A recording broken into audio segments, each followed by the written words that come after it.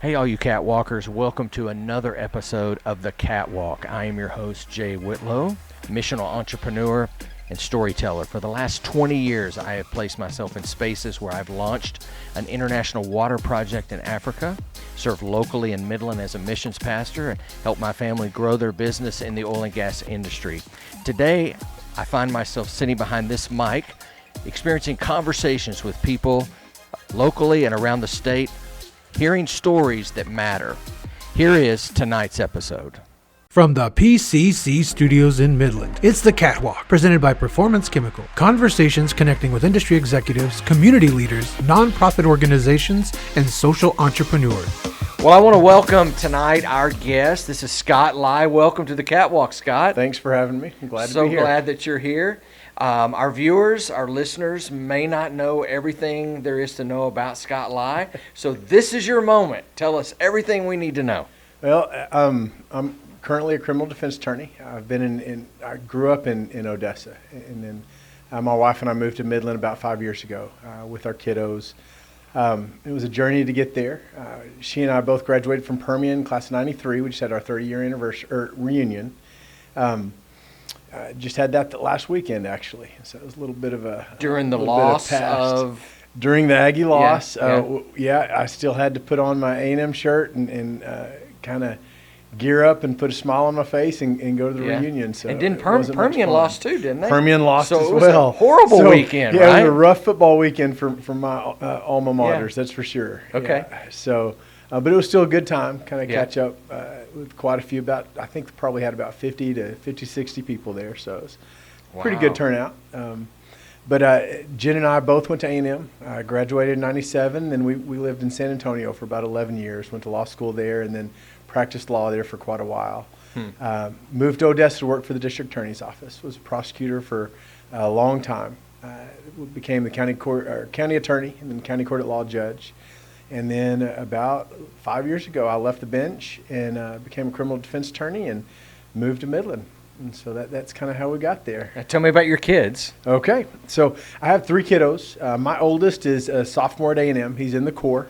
Okay. Doing great, loving it. And he's actually home for fall break. And so enjoying getting to see him this weekend. He goes back tomorrow.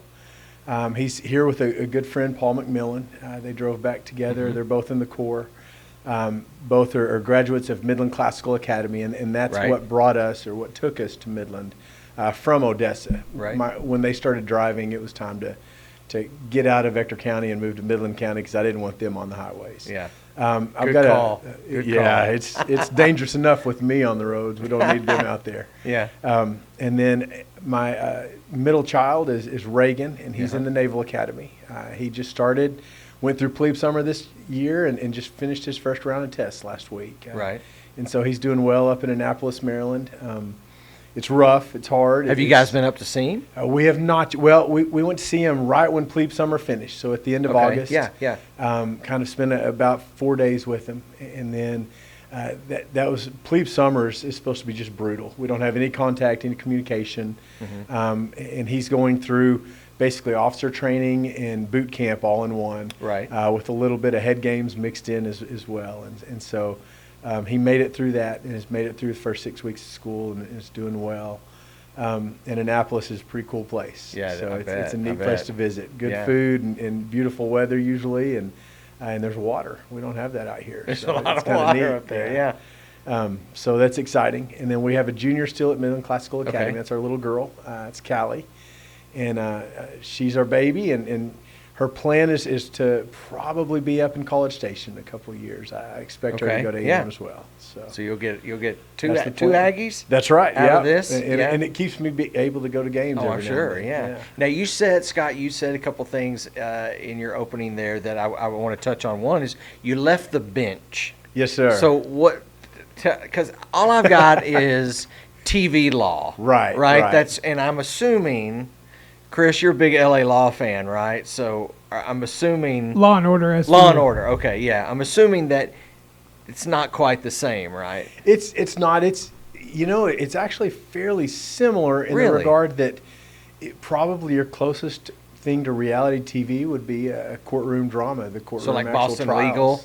Oh, something yeah. like that? I mean, really? The trials are you put the witnesses on the stand. You put the cops on the stand. It's cross-examination. Usually both sides kind of have an idea of what's going on. There's not many surprises that come out. Really? Every now and then you'll have some shock and awe, but it's for the most part the material's been exchanged to both sides, and so it kind of goes back and forth. But when you're a judge, you're on the bench, and you have to live in the county where you're elected to that bench, and so because we were moving to Midland County, it was time to step down. Okay. And to be quite honest, working for the government doesn't pay all that well. And so really? I knew my kiddos were going to be going to college. I'm soon. shocked by that. I was thinking you're banking on that. No, your salary is pretty capped. Yeah. Is when you work for the state, either the district attorney's office, as the county attorney, or even on the bench. It's a capped salary. And so you've got that set income. You can do quite well on your own in the private practice. Okay, so the bench is not what I'm thinking of, like a bench in a dugout. Right. No, it's the bench. No. The bench is what you consider the judges. They're the part judge's of the bench. seat. Right. Okay. Yeah. So would you say that you've seen or not seen like a My Cousin Vinny type guy that's come in? Have you ever dealt with one of those guys? Oh, in West Texas, you have those West Texas attorneys. Really? That little bit of a twang and the West Texas drawl, but not in New York. No, our bar is pretty private in both Midland and Odessa. And I'd say 75 to 80% of my practice is still in Odessa. Okay. Having practiced for so long there, I have those relationships, and so I've kind of continued that. I've moved a little into Midland, and then I practice in Howard County and Big Spring quite a bit. And so you do criminal justice. Criminal defense. Criminal Yes, defense. Okay. Give us a high level, 30-second, what does that mean? That means anybody that's been charged with a criminal offense, they usually have an attorney. You can opt out. It's not the smartest thing to do, but you can opt out and represent yourself. But for the most part, they're either appointed or you're retained, which means you're hired, and you represent them in those matters. Right. So about, and Chris, you probably can jump in on this. About 15 years ago, 12 years ago or so, I forgot to take back a VHS to Blockbuster.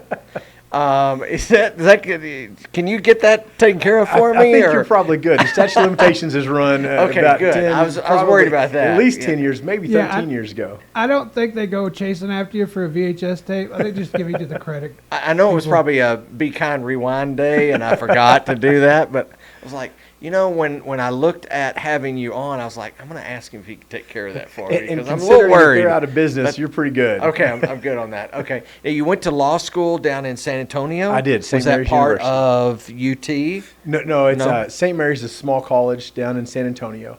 Okay. They've had a law school forever.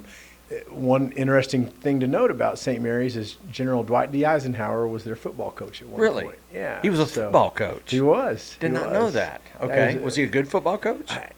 I don't think so. I don't think it was much. So he's like an Aggie, right? So that's right. That's like the Aggies. After this weekend, it feels about right. Exactly. Okay, so when you took the bar. Yes, sir. Right. I've had a lot of friends who've gone through like Texas Tech Law School, and they say that the Texas bar is one of the hardest bars to pass. It is. Really? They say that Texas, New York, and California are the three hardest. Now, that was decades ago when I took it, but I've heard that still holds true. Yeah. And the reality is most states recognize Texas through reciprocity, meaning that if I pay a fee and kind of have this background check and everything comes up clean, then I can practice in those states. I haven't done that in any other states, but because the respect given to the Texas bar, the New York bar, the California bar, those three states pretty much can get reciprocity anywhere. Wow. Okay. Well, I didn't know. That's a great question. So why law? What was it? Was it high school? Was it college that you were like, I want to do this? It was even earlier than that. I had a seventh grade. I took speech in the seventh grade because I knew, quite honestly, I wanted to get into politics. Right. And so my dad's cousin was a congressman out of California, down the southernmost district in California. So for California, an extremely conservative district. And actually, for most of the United States, it's probably one of the most conservative districts. And so I was interested in politics from that early age. And so that was my goal. And then I loved that speech class in 7th grade. And, most people are scared to death to talk in public. I have zero fears of that, and I've enjoyed it. And my comfort zone is in a trial. I love, as a matter of fact, when I was on the bench, when I was a judge, I was bored to death because I wasn't the one trying the cases. And so I'd rather be front and center trying that case, asking the questions, doing the closing arguments. That's what I want to do. And I tried my hand at politics, did the county attorney thing in Ector County, and then was the county court at law judge. And it really kind of opened my eyes. And quite honestly, was disgusted even at the local level of what politics was like. Really? And now where we are politically on the national level, I don't want to touch it with a 10-foot pole. Yeah. I appreciate good people that do, but that's not where God's calling me. Yeah, I'm always amazed at people who want to go into politics, who want to go into law, because it's not just book knowledge. It's not just going to school and checking off everything and passing the bar. Right. You're giving up a lot with your family. You're giving up a lot with your own personal life, it seems like. What would be maybe something that's misunderstood about the profession of law? I think the legal profession, quite honestly, gets a pretty bad rap. Mm-hmm. I love the bar here in West Texas. And when I say the bar, that means the practicing attorneys. Yeah. We have good practicing attorneys. They work well together. The prosecutors, defense attorneys all work extremely well together. Right. I'm specifically work in the criminal bar. That's where I like to practice. But our civil attorneys seem to be very well respected and handle themselves with quite a bit of integrity as well. Mm-hmm. And so I think that's one of the things that I think really needs to be known is that for the most part, attorneys are doing what they're called to do, and that's to back up the Constitution of the United States and to represent their clients in that manner well. And for as far as the criminal world goes, I can say that that's done extremely well in West Texas. Really? It's a hard profession. It's you deal with a lot of hard issues, a lot of hard topics, a lot of hard life situations. Yeah. And so it's a struggle. But I love what I do. Now, I don't encourage everybody to go into law. Right. It's not for everybody. No, definitely not. Well, you said it was hard experiences, hard life. What would be, I know you probably can't go into a whole lot of details, but what would be the most rewarding part of being on the criminal side? And I can go at that from quite a few different angles. I've kind of done everything. Yeah. As a prosecutor, I for 7 years, I focused my practice as a prosecutor on sexual assault and child abuse cases. And so I saw what I consider the worst of the worst. Horrible situations, children that are just put in life situations and circumstances and just have been manipulated and treated in the worst of worst ways. And so to be able to get to feed into them in those situations and to quite honestly, as a prosecutor, go after what I felt like justice was pretty rewarding. My time as a prosecutor, I had 56 life sentences. And that's not including cases where you get 75 years and 70 years and 50 years. And I tried hundreds of cases in that regard. I was what I would have considered a lifetime prosecutor. Like I never thought I would change. Of course, God kind of manipulates our lives and puts us where he wants us to be. He does. Especially when we don't listen. And so I was moved and changed. And then when I left the bench and became a criminal defense attorney, I really and truly never thought that that's where I would go. But I love it even more than I did as a prosecutor. Now, you're on the exact opposite side. And there's only, I'd say in Odessa, there's probably about 6 or 7 attorneys that actually try those high first-degree, second-degree cases, which are the big sexual assault, child abuse, murder cases, aggravated robberies. There's only a few of us that try those cases. And so I'm in trial almost all the time. And I'm dealing with situations that are, people's lives are on the line. Sure. But for the most part, my clients are under 30 years old. I've got quite a few that are older than that, but under 30 years old. Oh, absolutely. Wow. And I'd say probably 60% of my clientele's under 25. And so when you I would not consider, have guessed that. It's shocking. But when you consider that someone that young, you're talking about a baby. That's still a child. and you have a chance to truly influence their lives. Hopefully, it's not always going to work out, but hopefully you can feed into their lives. And a lot of what we do as defense attorneys is mitigation. You're trying to make the best out of their bad situation, minimize the damage is kind of a good way to put it. But there are some people that deserve that second chance, and there are some people that they just didn't quite honestly, they didn't do it. And so that you feel an essence of need for justice in those moments. But in regards to the ones that did commit the crimes, you're not trying to get them off. I mean, that's not the absolute end goal. Now, that's always what you're wanting to do as a defense attorney. You're wanting to represent your client to the best of your abilities and do the best you can for them. And it's the job of prosecution to prove beyond a reasonable doubt that they committed that crime. But your job as a defense attorney is to represent them, to uphold the Constitution and their rights that they have in that Constitution. And if we're ever put in those situations where we're accused of that crime, we want those rights as well. Sure, absolutely. And so you have to think of it in that regard. But the other regard is these are people. They're living lives. Some of them grew up in horrible situations, have never heard the name of Jesus, have never seen the truth that we as Christians know exists. And maybe you can feed a little bit of that into them. And so I take each of my cases as much as I can as a mission project, and then kind of work from there. And I do my job as best I can in that regard as well. But then I do the best I can to fight for them. And when they see that, it gives a little bit of respect back into their lives. And then they see somebody that respects them and that treats them as an individual and as a human being. And a lot of times they haven't had that. That's true. And so I've loved that opportunity. I've loved it. That's a great point you bring up. It's a great lead into my next question about, as a believer, and we've known each other for a number of years. I'm not going to throw out a number because I'm probably going to get it wrong, but we've known each other for quite some time.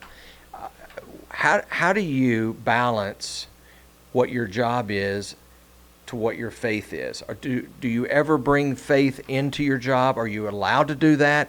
Or how do you... Where's that mark? Where's that line? I don't actually ever put a line there.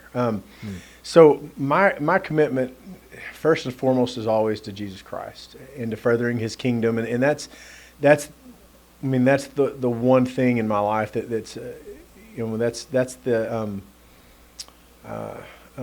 the balancing impact that it's always going to be there. My work is my work, and that's my mission field. That's where He's put me, and what I try to do is best I can, and I know I've been called in that arena, but God's never out of it, and I won't allow. I won't work in an environment where I can't have my faith be known. Period. And wow. And it's a private practice. That's easy. There's nothing there. And if I offend my clients, that's okay. I mean, Matthew 5:11 says that's okay. Yeah. That's You're just cleared. another. It's just another reward in heaven in that regard. And I'm okay to be laughed at whenever it's because of my faith. It doesn't bother me. Most of the time, especially in West Texas, that doesn't happen. Yeah. And so it's okay. Juries know when I talk to them that I'm a Christian, and that basically that's my guiding principle. And so I don't allow it to ever be outside of my work. It's right there alongside me. Well, I know you probably have some people who work under you, work with you. You have a staff, you have a team. I don't know what you may call them. Right. But you lead them, I'm assuming. So what would your leadership style be called or be like? So I have 2 paralegals. And then honestly, in the legal community, as a guy that's been around for quite a while, I try to kind of help out the young attorneys that are coming alongside, just because we have a small bar and we need some young attorneys. There's areas in West Texas where we're growing rapidly, and the legal field's really not one of them. I honestly, when we moved back to West Texas, we didn't plan on staying that long. We didn't plan on ever really moving back, but God called us back. And our plan was to leave very quickly. And we've kind of fallen in love with living in West Texas and growing our families in West Texas. But a lot of younger people, unless you're from here, it's not that appealing. Yeah. Not that appealing of a place for an attorney, a young attorney to practice. And so we need those young attorneys, and so you want to walk alongside them. I try to, as much as I can, be a servant in that regard. I have 2 paralegals that work with me, and you know, when you're in that leadership position, I'm the guy responsible for whatever decisions are made, whatever mistakes are made. It falls on me. And so when they see that, even when they quite honestly make a mistake, that I'm taking the responsibility for it, I think that's not a common thing in today's world. Everybody wants to pass the buck. And I think it's a good thing to kind of have that leadership. That's a good word. ability. Now, I want to circle back. You've done law. We've talked about that. We talked about your job. One of the things that we have in common is we both love mission work. Right. Yes. You've gone to some places. I've gone to Europe, been to London, seen some great things happen in Germany as well. Where all have you gone? Just kind of give us an overview. I know you've done some mission work. Where have you gone, and what have you seen God do when you've been in the mission field, away from, say, Midland, Odessa? Absolutely. So we've taken 2 international trips. Would love to do more, but quite honestly, I'd rather kind of be the organization side of it and pushing out. Not that I don't want to go.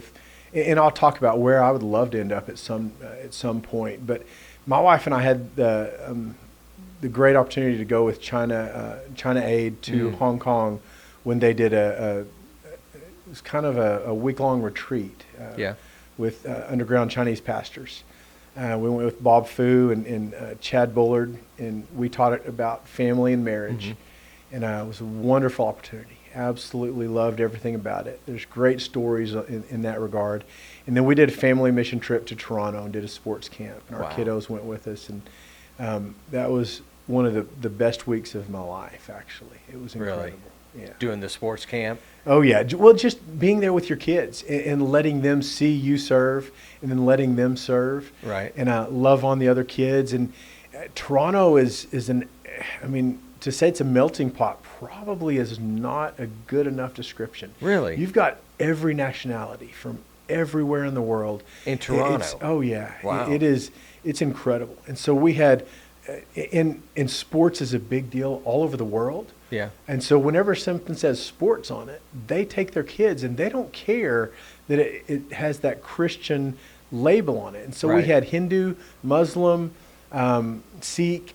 I can't even remember all of the religions of these kiddos that were with us.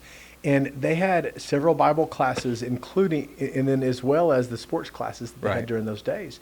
And the parents had no qualms about dropping their kiddos off, no matter what religion they were.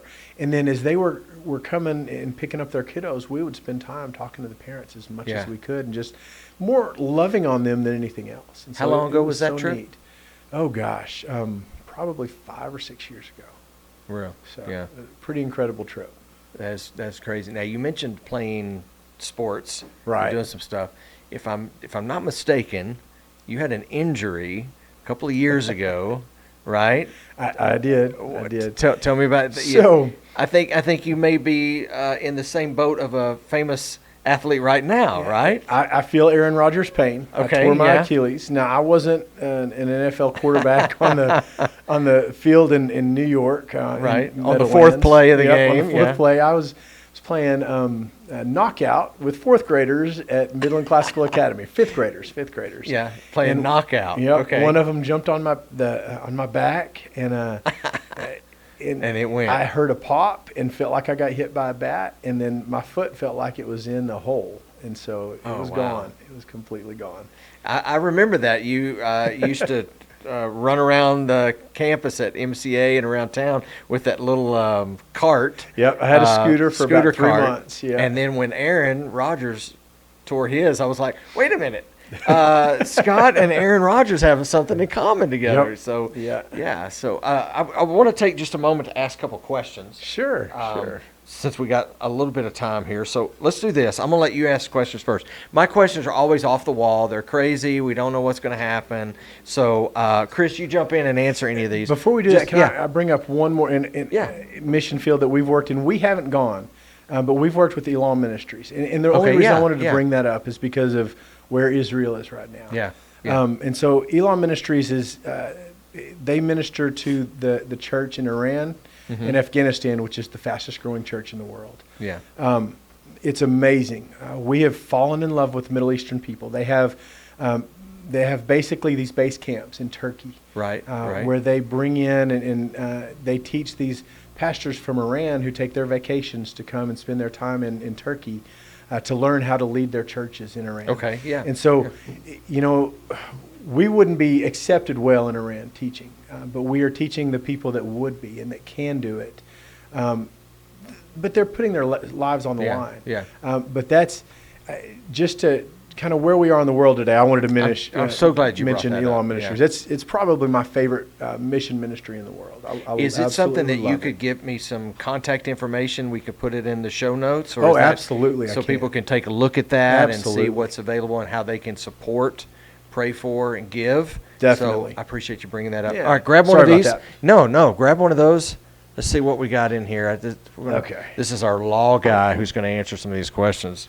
No, So, tell you. am I supposed to ask you? Yeah, this? yeah. Ask, Okay. ask me. Have you ever glued your hands together while doing a craft or building project? Super glue, yes. I learned the hard way. I was doing a project for Reese, my middle son, and I didn't wear any kind of protective gloves, and we were doing some super glue to hold some stuff together, and it stuck, and I lost a little bit of skin. So yes, I have glued my fingers. Chris, So you got a story over there, I can tell. My best friend in college, my roommate, Mm-hmm. he was doing a project. He was an art major, and he was working on something with super glue, like the heavy duty super glue. Yeah. And he rubbed Oh, his Oh eyelid, no. Oh no. and it got stuck. And he walked around the dorm like this, with his finger stuck to his eyelid, and then the other hand went to like scratch his ear, and he still had glue. So he was walking around with one finger in his ear and one finger on his eyelid. No. And we were trying to, like, as best we could, alcohol swab around his Yeah, finger yeah. to get his finger off his eyelid, and then we just drowned his That- finger in his ear to get that out. That's it took us crazy. probably 2 hours to get That's it out. crazy. man. Have you glued yours? I've had the caulk on my hands. Oh, yeah. We used to flip houses, and I've done all kinds of woodwork and everything else. And to where you're having to pull your fingers apart, but I've never Oh yeah, glued that them. No. just yeah. And then now there's that stuff with all these people doing gluing themselves in protest. Yeah. I haven't come across any of that yet. Have you Yeah. seen any of those people? Fortunately, we don't have many come of those through? in West Texas. Yeah, we don't have any of those come through. All right, let me ask a question now. Okay. Is it possible to inflate a balloon underwater? I've never tried that. That's a good question. Is it possible to inflate a balloon underwater? What do you think? Depends If on how you start. If you go in with it in your mouth and ready to go, I think you can at least get it started. you could. See, I wouldn't think that. I'd go right in with Yeah. yeah. I think it depends on where underwater you are. Like, the farther you go, the more pressure there is. Okay. So it's pushing on the balloon. Yeah. So I don't think you're going to be able to inflate the balloon depending on how deep you are. But I think with the proper amount of oxygen, That's a And good you're- point. like holding your breath, Yeah. and if you're like just under the surface, you could probably easily blow. Like just kind of poking your head Yeah. underwater. Yeah, like- a lot less pressure. Okay. Huh. What do you think? I think that's Could you right. pull that off? I think if you can keep going up and getting extra air, I think you'd be okay. Has that ever been Yeah. in a criminal case where there's been an underwater balloon? Never had that come up. No. All right, go one more, Scott. Okay. One more. All right, this one will be Let's our see what we last got. question. What are 3 items you might purchase at the grocery store to get strange looks from the cashier? Oh man. Oh, okay. 3. 3 items. Okay, I think if I bought diapers, that would probably get me some strange looks. That was my first thought. Yeah, because I'm too old to have. I guess I could have a grandkid. Maybe. Oh gosh. Feminine products maybe would get a little bit of looks, and I think probably. Oh gosh.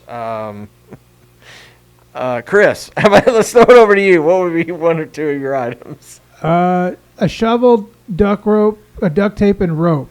I like that. That would definitely do it.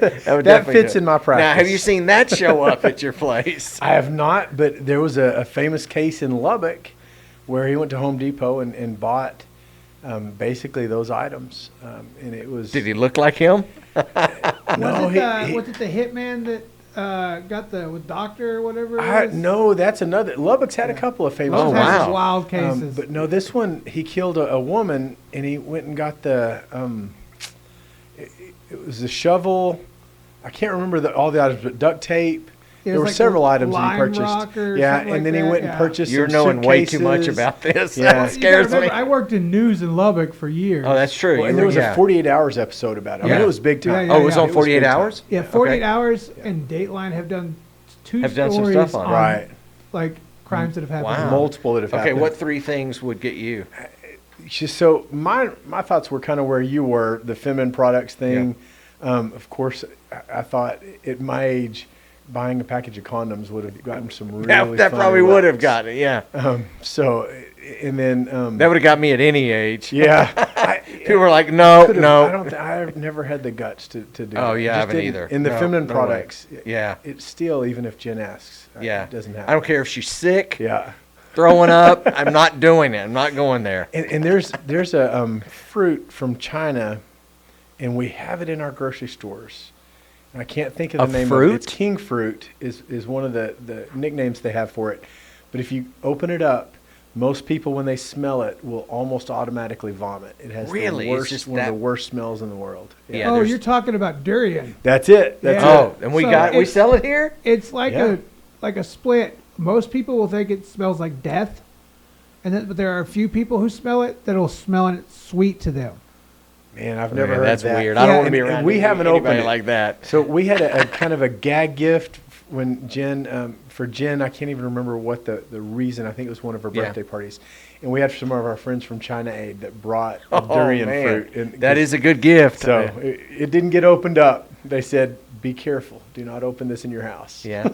I've always been interested in trying it just to see if Yeah. I'm one of the few people who think it smells sweet. Oh, I'd be gagging all day Oh, long. you would, but you Oh, have yeah. the palate of a child. Yeah, I do have a palate of a child. I You're don't have exactly the nerve right. to try it. You're exactly I right. just Well, Scott, tell us. We got a few more minutes. I want to kind of wrap things up. Mm-hmm. Tell us who are you listening to? What are you reading? Is there somebody who speaks into your life, a mentor, a coach? So Jen and I we helped start Stonegate Odessa, which is recently kind of branched off of Stonegate Midland. Not a split by any means. It's just they've become their own private Sure. entity, and so we still go to Stonegate Odessa and work there. And our lead pastor is Josh Gatewood, who's incredible, amazing teacher. I work with and through he and Gary Douglas and kind of do what we can to help with the church Right. there. And so that's kind of where I'm filled for the most part. I quite honestly, I spend my time kind of going through the Word, and where my kids are, I grab a Bible for each of them, and I start working through the entire New Testament and just marking through that. And so right now, most of my reading time is filled just in the Scriptures itself. Right. I listen to, oh gosh, mine just went blank. John Piper, Okay. quite yeah. a bit. Great. In the mornings, and Jen she listens to him every day, and if one really hits her, she'll send it to me, and she's much better about kind of listening to different voices, and Right. so she'll send me those times. But most of my time is really and truly spent right now just walking through those scriptures, so I can kind of. I gave Grace in his Bible last year, and I'm still finishing up on Reagan's, and just try to walk through the entire New Testament, and then go back through quite a bit of the Old as well. That's and great. kind of make notes, not really for them, but what my thoughts and my feelings are, and where what God's talking to me about, and just so that they can kind of have something to work through, and so that takes up most of my hour in the mornings. Yeah, that is. Tell me, last question. What do you want to be known for? When you leave that legacy, life is over. I mean, you've talked about your faith. You've talked a lot about how, your relationship with Jesus is part of your life. It's part of your job. It's who you are. Is that what you want to leave, the legacy, or what is it that you want to be known Yeah, for? I think I want people to know that I love Jesus. I mean, I think that's the one thing that really matters. The one thing that I want to leave is that I've done everything I can to further His kingdom. I would love to be able to retire and go into missions full time. I would love to move to Turkey, to be honest. Really? Yeah, I have absolutely fallen in love with the Middle Eastern culture, and I would love to work full time at some point for Elon Ministries. I don't know if God's calling me in that direction. I know right now that's not realistic or it's not going to happen. But I'm always opening and listening. As much as we love West Texas, we're kind of, like we were talking before about you guys, I could be called out of West Texas pretty quick. I love the mountains, and so if I'm called to the mountains, I'd jump in a heartbeat in that direction. Oh, I would too. But I definitely have my ears open for any mission work. If somebody in London called and wanted to open a church, start a church, I'd be like, I'm going. You better call me up to go alongside you. Yeah, you'll be right there with me.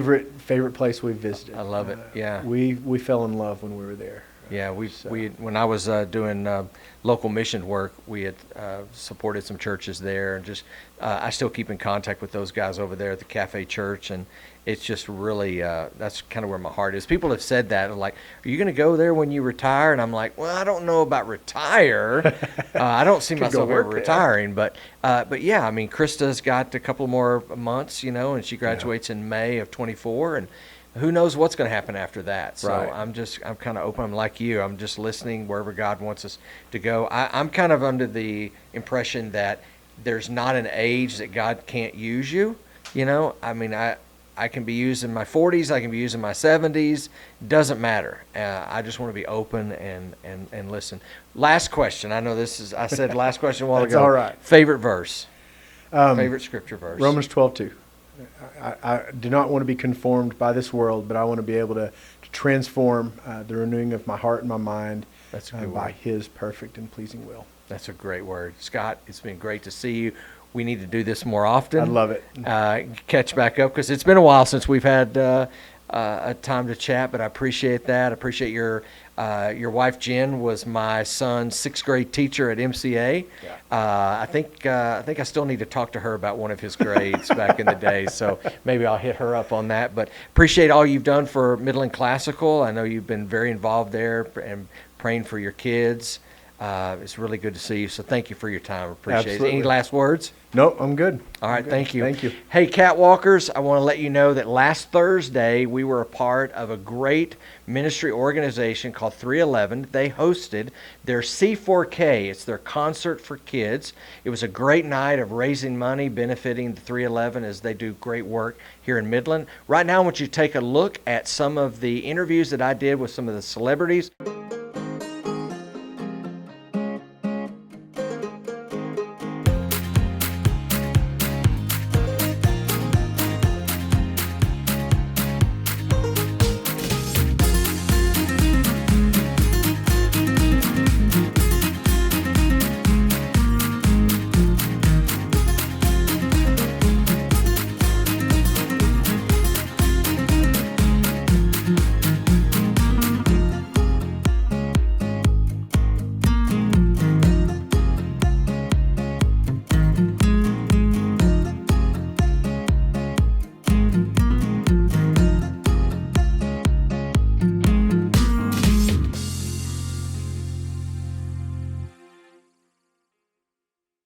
Hey, Catwalkers, thank you so much for joining with us tonight. We are at the C4K event, which is the concert for kids benefiting 311 Ministries here in Midland. We're at the La Hacienda, and kicking us off tonight is going to be a great artist. Her name is Cele Harper. Would you give a big catwalk welcome to Cele Harper? How you doing? I'm good. How are you? I'm doing great. Well, we're excited to hear you tonight. I'm super excited. So tell me, I think earlier I heard you're from Lubbock, or you're at Tech? So I go to school right now in Lubbock. I go to Texas Tech. I'm technically a junior, but I'm graduating a little bit early. But I'm from Dallas area originally. What part of Dallas? So north of Dallas, kind of near Frisco. I'm from Little Elm, so just Little right Elm, next. Okay. Yeah, right next. Yeah, I used to live in Frisco before it was Frisco. Yeah, it was like a little huge, bitty man. town. I know when we moved there, I was like, okay. And what are you studying at Tech?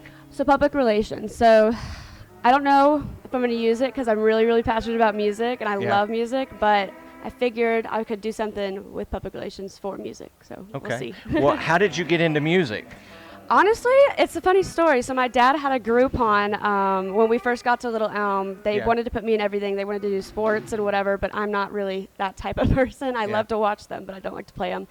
So my dad had a Groupon for guitar lessons and voice lessons. It was like one free each. Yeah. And so I went and I loved it, and then I kept going. But I played piano when I was started playing piano when I was 3. Right. So I've always been musically inclined, but the Groupon really helped it out. Wow, that's cool. So who would you say that you listened to growing up that made you fall in love with music? Now, I don't mean to be like every other girl, but Taylor Swift definitely had a big influence. But Hannah Montana. Are you a Swiftie?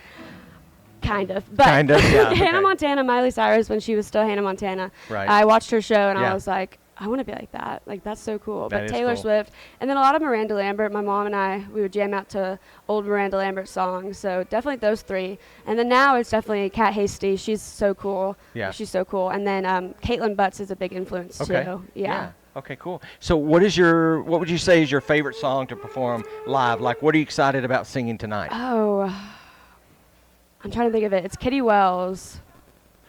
Honky Tonk. Oh, it's something along You those kill that one, right? Yeah, my mom loves it when I do that one. I don't know if I'm gonna do it tonight. I might have to now, but Might have to, tonight, yeah. I'm gonna have to. Yeah. But tonight I have all originals lined up and a couple new ones that I'm Okay. still testing out. But I want to play for everybody, so I'm really excited. How can people hear you? Are you on Spotify? So Are not you yet. out there? In the by December they'll be out, but right now I'm working on putting music out. I finished recording everything, so we're just fine tuning everything and then doing the logistics of getting it on Spotify and Apple Music and everything. Okay. Working out copyright and everything like that right now. That's an issue, yeah. Yeah, but I don't know how to do any of that. I'm letting other people do it for me. So Cool. out of So sight, out of mind. How can people get a hold of you then? So go to my Instagram. It's Cele Harper. It's CeleHarper. Okay. Or my Facebook, and then just DM me or email me. I have a little link in my bio, and I respond really quickly. I'm always on Instagram. So Awesome. yeah. Well, where do you think you will be in, say, 3 years or 5 years after you finish tech Oh my goodness. and everything? So the goal is to be touring, either on my own or with a band, which would be awesome. And just writing music and doing what I love. Traveling for sure. I love to travel for music, so for sure. Are you the only one in your family that's a singer and performer? Yes. Because you said your mom jams out to it. Does she just jam out with the yeah, radio? she just jams or? out. No, she just jams out. Okay, that's it. I love my mom, but Yeah, that's she it. can't sing. Yeah, you're it, right? Okay. Well, you've heard it, Cele Harper. We'd love for you to check it out. We'll look on the show notes. We'll put all the information so you can connect with her. Thank you so much for of being here. We're course. excited to hear you tonight. I'm so excited. All right, Yeah. thanks. Thank you. So the Catwalk is at the C4K event, Concert for Kids, here at the La Hacienda. This is benefiting 311 Ministries. Now, 311 Ministries is an organization that works primarily with the MISD counselors and schools to identify children and families who are in need during the holiday season. They also provide a program called The Promise, which is about getting prom dresses for students who can't afford those in the school semester. They have Kids in Khakis, which is providing school uniforms and clothes. It's just a great organization. We're proud to be a part of that tonight. But I just want to tell you about their Christmas project. So it's Christmas in the Village. We would love for you to sponsor a family. Now, you can do that by going to the website. We'll put that in the show notes. And then you can look through a lot of the different families. They're going to be listed by family age, how many kids are in the family. And so let's say you want to adopt a family of 3. We'd love for you to take that list, purchase those items that are on the wish list for those children, and then there'll be some instructions given to you on when to bring those gifts to the 311 building that we can give those presents out to those families this Christmas season. So if you don't want to shop for presents, you can also donate, and there'll be a link on the show notes where you can donate to 311. And again, thank you so much for supporting Midland and nonprofits and community groups like 311. All right, Catwalkers, welcome back to the special edition at C4K, the Concert for Kids event benefiting 311, and we are so glad to be joined with right now the executive director of 311. Would you please give a big catwalk welcome to Sally Stafford right here. Hey, Sally. Hi. Welcome back. You were here week 1 or 2 with us. Yes, Yeah. I've been here from the beginning. You have, and we had Peach Cobbler We did. Together. And it was delicious. It was. I don't have any peach cobbler or not, but I know we're going to eat some great Hey, food. Chef Michael is probably bringing cobblers, so there might be a peach one in there. That's awesome. Now, tonight is benefiting 311. What is going to happen tonight? What are you looking forward to mostly here? I am looking forward to seeing everybody have a good time. Yep. That is the whole goal of this evening, Mm-hmm. is for everyone to hang out, enjoy time with their friends and family, all while supporting a local charity Yeah. with what I think is the most amazing cause. And we're going to raise a lot of money tonight. We have Hopefully a raise live some auction, money. Yes. silent auctions, and so Three bands and amazing food.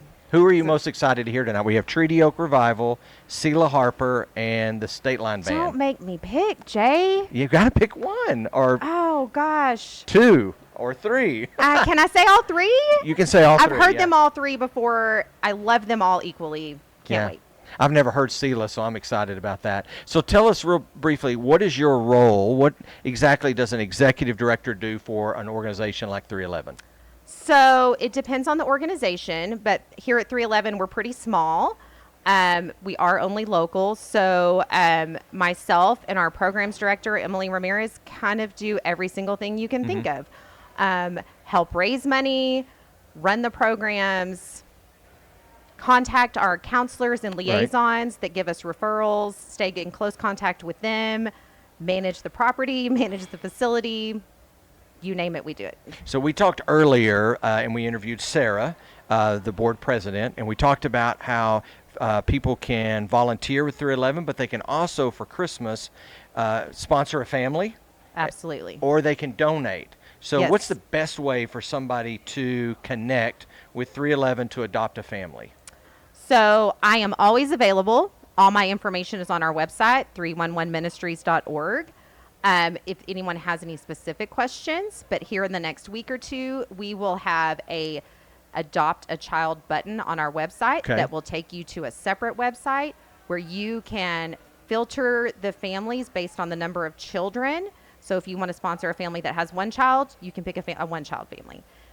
A lot of our families have 6, 7, 8 children, and some people want to get together and provide Christmas for all those. So you have both options. So there's a great way for people to get involved. They can also donate through Venmo, or they can go to the website. On our website, we have a Donate for Christmas button that will take you straight to our donation page, and you give us some money and we do the shopping for you. What's your favorite thing about working for 311? My favorite thing. Well, sometimes it's today. Sometimes, yeah. Sometimes it's C4K. It's my favorite and my least favorite all at the same time. Right. I love seeing everybody get together. I love seeing everybody come together in the community to support the local children. It's just an amazing time. Yeah.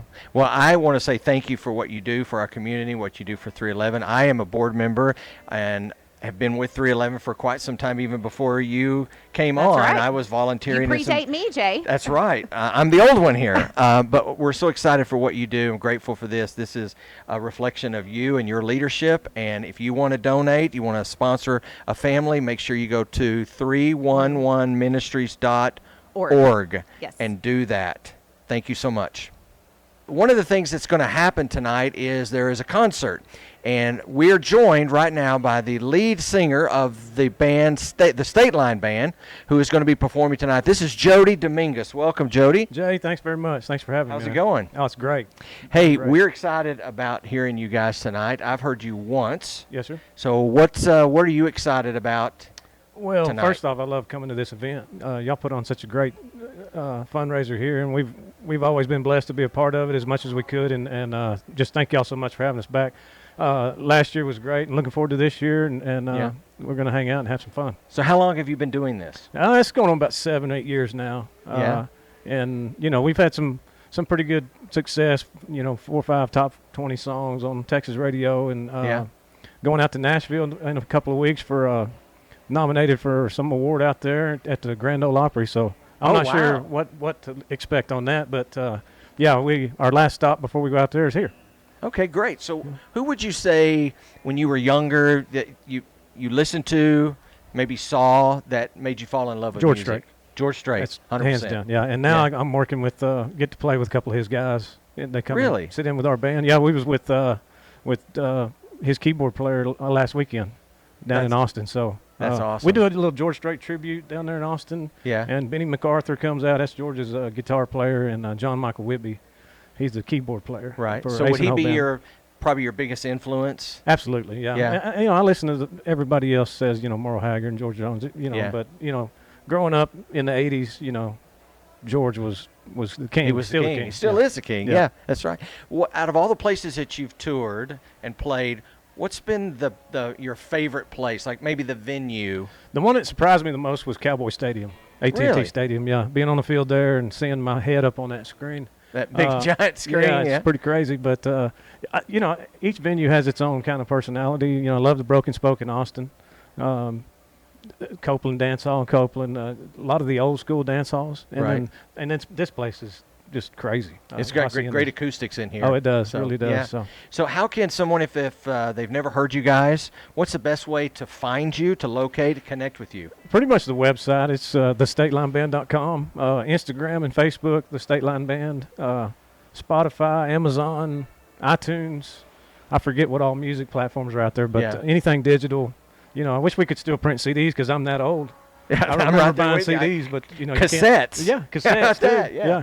But unfortunately, they don't do that anymore. So Right. it's all digital. But you can go out there and just Google the Stateline Band, and I don't know what all pops up. So Yeah. yeah. Where did the name come from? What's the history there? Well, my old drummer Patrick Quain was originally from here in West Texas, Midland, Odessa, yeah. and he came up with the name. And his deal was he didn't want to leave the state of Texas, the state line of Texas, and he thought we're just going to stay there.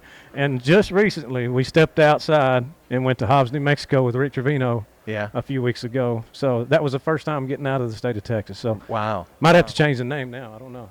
Who do you think that's out there that you listen to, would you say is one of the most underrated bands or solo artists that's out there? That Wow, that's a great question. Underrated. There's a lot of young guys that's got a lot of talent. And, man, it's hard for me to just pick somebody. Somebody like Randall King. Okay. Yeah. Cody Johnson, now he's getting his. Yeah, he's starting to get a name. Yeah. He was underrated there for a long time and maybe still kind of an underdog. But, that kind of music. Everybody, this new style of country that's coming out, I'm not, I don't listen to it going up and down the road, but to each their own, But I'm still that traditional. Yeah. Have the fiddle, have the steel. Don't rap, don't cuss. Right. And let's keep country music country. I'm right there with you. You know what I mean? So you sing? Do you play any instruments? Play acoustic guitar. Right. Kinda. Kinda. And I kinda sing. So what year did you start learning to play the guitar? I sang in church growing up. I learned alto, bass, the difference between the four vocal melodies, and I don't know. I attribute it to that. But then listening to George growing up in my old the old headphones. Yeah. With the my Walkman. With my Walkman mowing the grass, whatever it was doing. Yeah. But and I never took it serious until we started actually working with some of those guys. I thought, wow, if George's guys want to do something with us, then that's pretty phenomenal. So we cut a song with Benny. It's called Dance All Devil. I was real proud of that because Benny MacArthur's actually on that record with us, singing, playing guitar. Yeah. He's in the video. I mean, it's just, and I text him pretty awesome. regular. That's So great. yeah. So if there's someone in that's listening, watching to our podcast, and they're starting out playing guitar, maybe they're a teenager or a younger person, or maybe they're an older adult, what would you say a word of encouragement to them to, just keep going, keep practicing, keep getting after it? That's the main thing. Keep practicing, keep going, because Granger Smith told me one time that it's 10 years of absolutely getting your guts kicked in. And I believe it. It's a tough business, and unless you get lucky. Yeah. And some guys do, some guys and girls do, but most don't. It's like any professional athlete or those kind of things. Yeah. You just got to work hard at it and try to get better and better. What's the one song you're looking forward to playing tonight? You know what? We put for this event, we put in Tracy Bird. He was here last year. Yeah, we were with Tracy last year, so we put in "Hold in Heaven." Okay, yeah. That good old dancing song. So we put that one in tonight. I'm looking forward to that. That's awesome. Well, thank you so much. If you want to check out the Stateline Band, check them out on all the social channels. We'll put some links on our show notes. Jody, thank you so much. We're looking forward to hearing you. Guess you better take off so you guys can get sound check. Yes, sir. Thank you. Thank you for man. joining us. You bet. Thank you.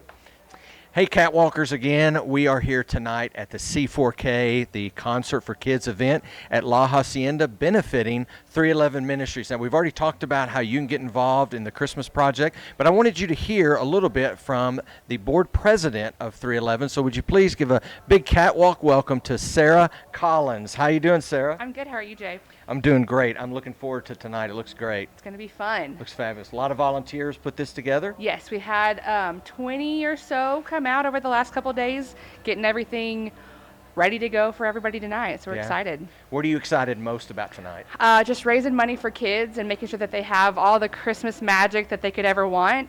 It's a great way to get the community involved with local kids that just really need us. Right. Now, what is your role? What do you actually do for 311? So I'm the board president currently. I've been on the board for about 3 years now. I've volunteered for the last 5 or 6. I started with prom, and then I moved into Christmas, and really I just help facilitate programs and make sure that everybody has everything they need, and we get stuff done for the kids. And we talked about how folks can go on to the website eventually and sponsor a family. Let's say they just want to donate money. What's the best way? Is there a website? Is there a web address, a Venmo, or something they can go to? We can do Venmo currently. We also have 311ministries.org. You can go to our QGive website there. Anytime you go to 311ministries.org, click the link to donate, and there's plenty of options. You can do a specific program, or you can do just to generally to 311, however you prefer. Right. How did you get involved with 311? I had a friend who was a fairy godmother on a prom day, and she asked me if I wanted to come help. That's really all it was, and I've been here ever since. So if you're listening or watching and you want to volunteer, this is a great way to do it. You could start like Sarah and just volunteer somewhere, and you might end up being on a board or in a higher role or something. But we want everybody just to, if you're not volunteering, jump in somewhere. So there's always places at 311 to volunteer. There's room for everyone. There's room for everyone. Well, let's see, there's Treaty Oak Revival tonight, there's Stateline Band, and Cele Harper. Who are you most excited to hear? I really like Treaty Oak, but I really love Stateline. They're both local, so it's great to have local favorites here, too. Yeah. Well, check the show notes for the web address, all of the social channels of 311, so that you can get involved, whether it's volunteering, whether it's donating, or maybe it's adopting a family this Christmas season. Drop us a line at media@perf-kim.com. Thanks to our title sponsor, Performance Chemical. How you get there matters to us.